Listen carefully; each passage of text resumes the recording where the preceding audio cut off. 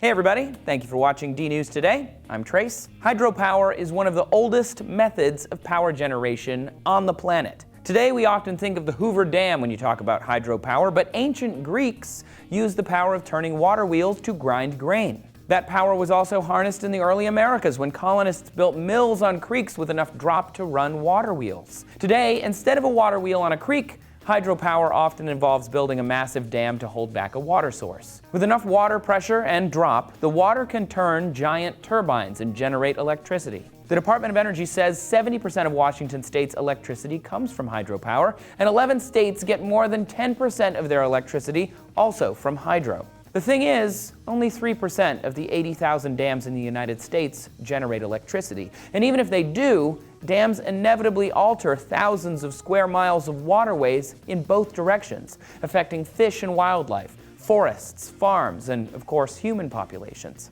China is the largest producer of hydroelectricity, followed by Canada, Brazil, and the United States, according to the Energy Information Administration. The Xayaburi Dam is a $3.5 billion project on the Mekong River in northern Laos. It's scheduled to be completed in 2019, and it's one of 11 dams planned to be completed by 2025 on the river. Though they'll provide 8% of the region's electricity and a $3.7 billion a year income, it will affect more than 200,000 people in the region and result in possible extinction of fish species, reduced fish populations, inundation of riverbank gardens, and loss of nutrients for floodplain agriculture equivalent to $500 million every year. That is according to a 2011 International Rivers report. Plus, construction of the dams could expedite the extinction of these cute but weird-looking Irrawaddy dolphins. Most people are aware of the impediments these dams make for spawning and migrating fish. But it's not just that. Water in a reservoir is stagnant, gathering more sediment and growing more aquatic weeds and algae than a river would.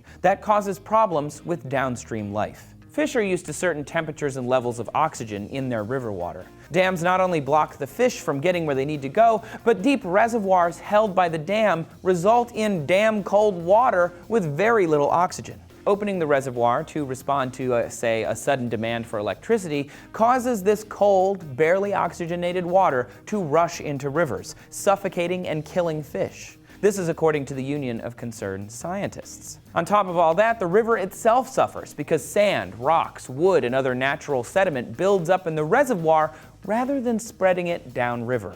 On top of all of that, the Union of Concerned Scientists found large hydroelectric dams do pollute with greenhouse gases, something that people say they weren't supposed to do. As the reservoir behind the dam grows or floods over plants that used to be in that area, that material decomposes, releasing CO2 and methane, especially in tropical areas. Emissions vary, but they are just underneath the lowest levels from a natural gas plant. The Balbina hydroelectric dam in Brazil flooded over 900 square miles of land, an area the size of Delaware. That's a lot of decomposing vegetation. Dams are considered symbols of human achievement and national willpower, but that can come at the expense of our national resources and still cause pollution and destruction. We didn't even talk about earthquakes in dammed areas or the construction of the dams themselves, which can take as long as a decade. So what can we do about this stuff?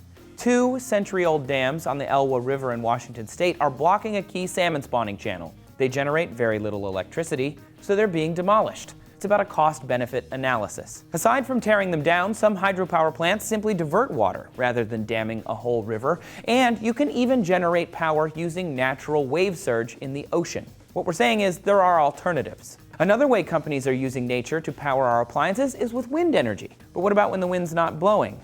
Then what happens? Then you just capture the wind in a cave and use it later, obviously. It sounds like a cartoon, but this is real. Check out this super old DNews video about it right here. And during peak generation hours, they use that extra power to force compressed air into a giant container or a large storage area. Then when peak usage hours occur, they loose that compressed air, heat it with a bit of natural gas, and expand it, boom! Turbines and electrical energy. And if you love DNews, you really should click that subscribe button now. That is how we know you're going to come back to watch more. Go ahead, do it.